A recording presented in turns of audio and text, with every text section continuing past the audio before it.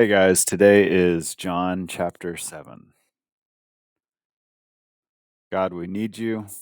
Please speak to us through your word. Amen. After this, Jesus traveled around Galilee. He wanted to stay out of Judea, where the Jewish leaders were plotting his death. But soon it was time for the Jewish festival of shelters, and Jesus' brothers said to him, "Leave here and go to Judea, where your followers can see your miracles. You can't become famous if you hide like this. If you can do such wonderful things, show yourself to the world." For even his brothers didn't believe in him. Jesus replied, "Now is not the right time for me to go, but you can go anytime. The world can't hate you, but it does hate me, because I accuse it of doing evil. You go on. I'm not going to this festival because my time has not yet come." After saying these things, Jesus remained in Galilee. But after his brothers left for the festival, Jesus also went, though secretly, staying out of public view. The Jewish leaders tried to find him at the festival and kept asking if anyone had seen him. There was a lot of grumbling about him among the crowds. Some argued, "He's a good man," but others said, "He's nothing but a fraud who deceives the people." But no one had the courage to speak favorably about him in public, for they were afraid of getting in trouble with the Jewish leaders. Then, midday through the festival, Jesus went up to the temple and began to teach. The people were surprised when they heard him. "How does he know so much when he hasn't been trained?" they asked. So Jesus told them, "My message is not my own. It comes from God who sent me. Anyone who wants to do the will of God will know whether my teaching is from God or merely my own. Those who speak for themselves want glory only for themselves, but a person who seeks to honor the one who sent him speaks truth, not lies. Moses gave you the law, but none of you obeys it. In fact, you are trying to kill me." The crowd replied, "You're demon possessed. Who's trying to kill you?"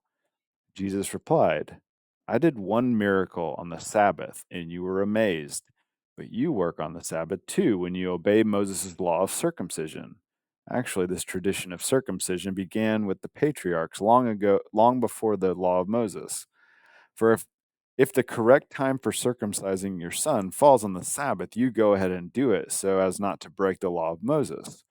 So why should you be angry with me for healing a man on the Sabbath? Look beneath the surface so you can judge correctly. Some of the people who lived in Jerusalem started to ask each other, "Isn't this the man they are trying to kill? But here he is, speaking in public, and they say nothing to him. Could our leaders possibly believe that he is the Messiah? But how could he be? For we know where this man comes from. When the Messiah comes, he will simply appear. No one will know where he comes from." While Jesus was teaching in the temple, he called out, "Yes, you know me, and you know where I come from.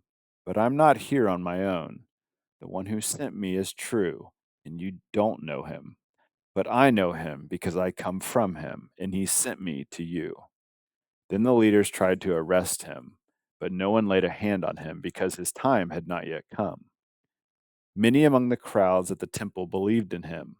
"After all," they said, "would you expect the Messiah to do more miraculous signs than this man has done?"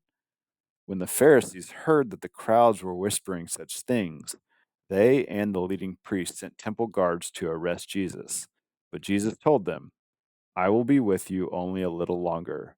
Then I will return to the one who sent me. You will search for me, but not find me, and you cannot go where I am going." The Jewish leaders were puzzled by this statement.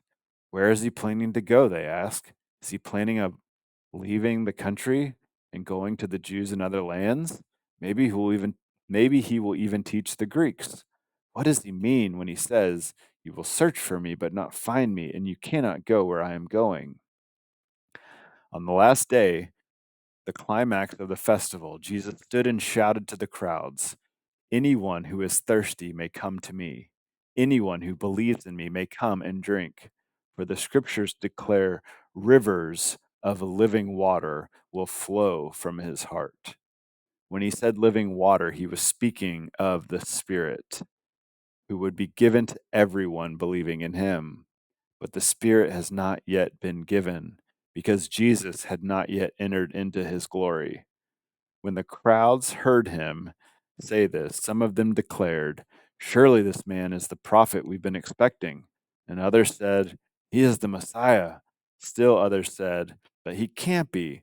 Will the Messiah come from Galilee? For the scriptures clearly state that the Messiah will be born of the royal line of David in Bethlehem, the village where King David was born." So the crowd was divided about him. Some even wanted him arrested, but no one laid a hand on him.